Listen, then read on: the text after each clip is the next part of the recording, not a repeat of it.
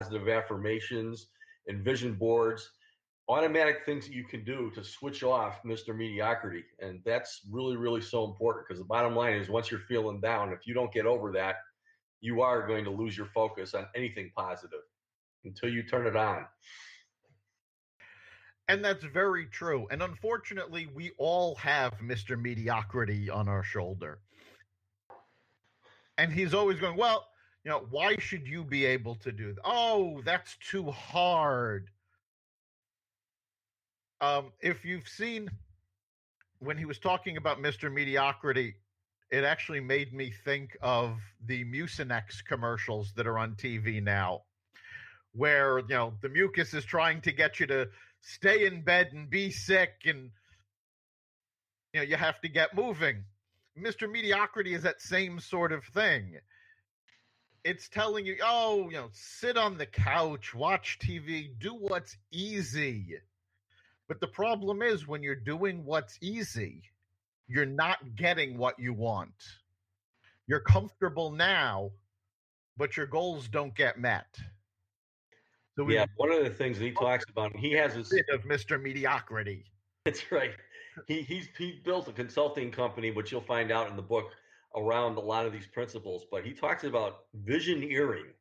And visioneering is a term that combines vision and engineering. And basically, these are things that are conceived, first of all, in your mental world, thoughts and so on and so forth. But if you can start putting these things down on paper visually and engineering ways to make them work, he says this is the thing that one of the first things that he does with all of his consulting clients.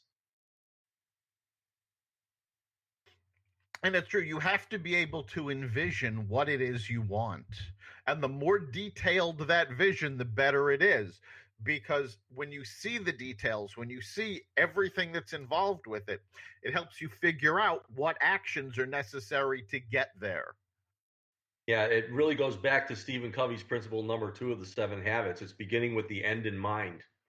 Because from visioneering come your goals, and the rest just falls right into place when you act. Exactly. So then he talks about the creation principle and integrity. And this is something that people really have to take to heart, because I heard a definition of integrity once that I absolutely loved. Integrity is that you're doing the right thing when nobody else knows about it. So it's about you're doing the right thing for you. There's no grand reward. There's no pat on the back. But by doing the right thing, it moves you along towards your goals. Yeah, he talks that the creation principle of integrity states that all creation follows a simple and powerful pattern. You think it, you speak it, you act it, it happens. And as you were saying, nobody's going to know that, but that's just the way that you do things. And if you have that going, then your integrity is going to be intact big time. Right. And when he talks about this, he talks about Genesis, because in Genesis, God literally speaks the universe into existence. And he uses that as an example of how powerful speaking these things are. You think it, you're putting your thoughts into the universe, you're speaking it, you're giving it sound, you're giving it substance, then you act on it. Yeah, and he talks about ways to strengthen the way you talk, your word, and other ways that are negatives for that. And ways to strengthen your word is, number one, inventing the possibility. In other words, seeing that something can possibly happen. Obviously, expressing gratitude for everything in your life is really, really important. Mr. Mediocrity cannot survive in the face of gratitude. Complimenting people, seeing other people for whom they can become rather than criticizing them, and holding other people accountable to what's best for them, not teaching them and that kind of thing, but working with them that way. And then obviously integrity is walking the talk. without people noticing. Right. And that's also so key. There are so many people that talk the talk, but do you follow through? Do you actually take the action that your words are saying? And that's what integrity is about. It's about when you say something, people know you're actually going to do it. And he also talks about negative ways that you weaken your word. And he talks about like breaking your promises. You do that, your word doesn't mean anything to anyone because they can't take you seriously. He talks about uncontrolled language, and where you're just saying, to say, and you don't realize the impact that you're having on others. And in that, he actually talks about when you say something positive and then say but. Yeah, that totally wipes out the positive effect and makes it negative. So, and then obviously criticizing people, tearing other people down, creating backdoors for undisciplined people to, renege on their commitments, gossiping, using too many words, and so on and so forth. The bottom line is the less you say, the better off you're going to be. And then the last one he talks about is intellectual dishonesty, where you're not telling a lie, but you're not exactly telling the truth. And he talks about salespeople, talking about competitors, where the competitors got a competitive advantage over something that they do also, however, they don't do it as well. And somebody will ask you, do you do that? And you just say, yep, without explaining anything. So a lot of that's the bottom line is if you get found out for something like that, it's definitely going to damage your credibility too. Absolutely. And from there, he goes on to talk about your schedule and the harvest principle. And I think the harvest principle is a great analogy because when it's harvest time, the farmer doesn't really have an option. It's either he works, until the harvest is over and he gets all of it done, or he's going to suffer for the next year until the next harvest. Yeah, if you don't get the harvest done, you're not going to sell anything. You're going to have a lot of rotting crops and things aren't going to work out. And so this leads to double time, part time versus full time, free time principle. And the bottom line is, he talks about as far as schedules go, a lot of people have seasonal businesses when you have to work a lot harder sometimes, or if you're looking to advance, you have to do things a lot up front to get a degree or to do this or do that. But a lot of people just think if they put in the time, eventually things are going to happen. So double time, part time, using the harvest principle is really, really a good analogy of this, because at harvest time, you're going to be working 16 hours a day. And once you're done working, winter's going to come, and all of a sudden you're going to have money in the bank from what you've done, and you're going to be able to take a vacation. And that's the way that it works there.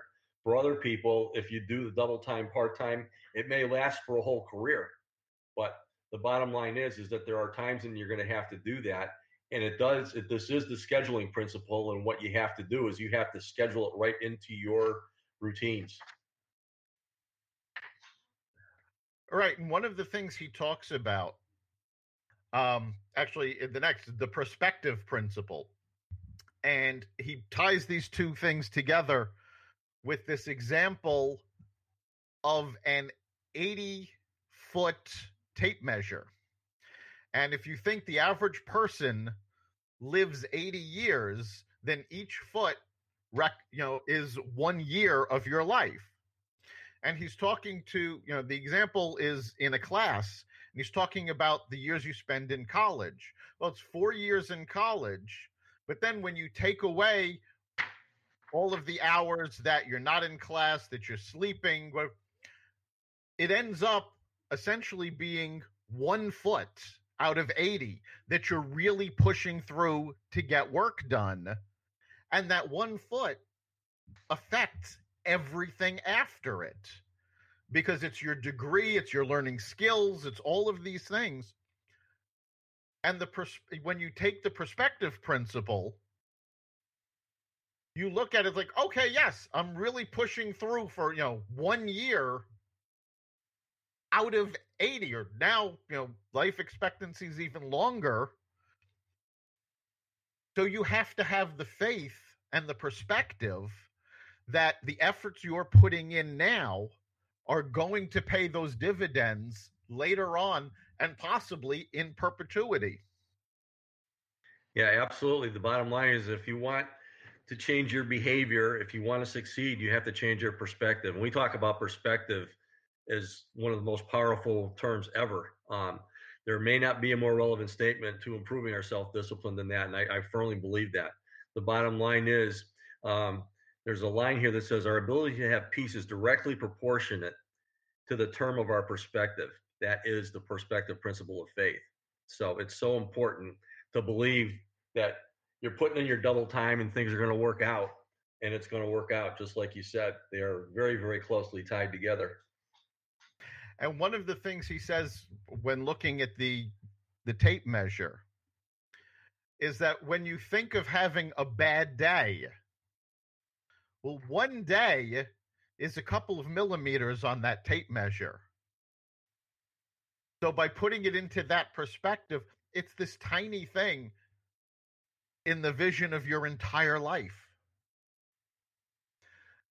And then he goes into the pendulum principle, which is what all of this led to, which is actually taking action. Yeah, it was a really, really neat analogy that he used to that. He talked about his instructor talking about the pendulum, and it never goes higher than its initial point. Do you believe this? Yes, I believe it. Yet, and do you believe it? Do you really believe it? Yes, I really believe it. And then he talked about the fact that in his class, the instructor pulled aside a large curtain, and there was a large pendulum there. And Rory was actually the student that was mouthing off to him a little bit, and he put him up on a chair where the pendulum, and then he pulled this big, huge pendulum right next to his face and let it go. And he said, "Do you believe it?" And Rory jumped off the chair. So basically, no matter how much you believe, it's what makes you act, and that's how he led into this action principle. And so I thought that that was very, very entertaining. But he also talked about really one of our biggest possible enemies in this thing, and that's called the law of diminishing intent. And that the bottom line is you can come up with the greatest idea in the world, work at it for a long, long time, and so on and so forth. But eventually, it's human nature. It'll relax a little bit. Maybe you're not seeing the results or this or that or whatever. And all of a sudden, you start procrastinating on things. And if you do that, it's really, really going to sink you. So he talks about writing down your goals, constantly taking action, which is the way to eliminate this diminishing intent. All right. When you have a long-term goal, it becomes harder and harder to reach that goal. Ironically, the closer and closer you get to it. That's one of the reasons when we created our time management system, we have daily sprint goals, because this is a goal that's for that day. Short period of time, short goal, gets you, moves it down the field. It's very important, and he uses the example of New Year's resolutions, why most New Year's resolutions by March have already fallen by the wayside, is that the law of diminishing returns, it's harder and harder to keep motivating yourself to do these things. And I think, one way that he comes about is making those shorter goals and reiterating the goals. So you're not making the goal, to go to the gym for all year. You're making the goal to go to the gym 3 times this week. And then next week you make the same goal. The goal is go 3 times this week. And each week it's a different, it's the same goal, but it's starting over to achieve that smaller goal. And those are the actions that get you where you want to go. Yeah, he mentioned what's holding you back, and this is a procrastination. He talks about the 3 phases of inaction, and where if we realize this is happening, we can do something about it. But the 3 phases of inaction, number 1 is fear, being scared to do it. Number 2 is entitlement, saying I shouldn't have to do this. And then number 3 is perfectionism, which a lot of people get caught right here. I won't try to do it if I can't do it right. And people always think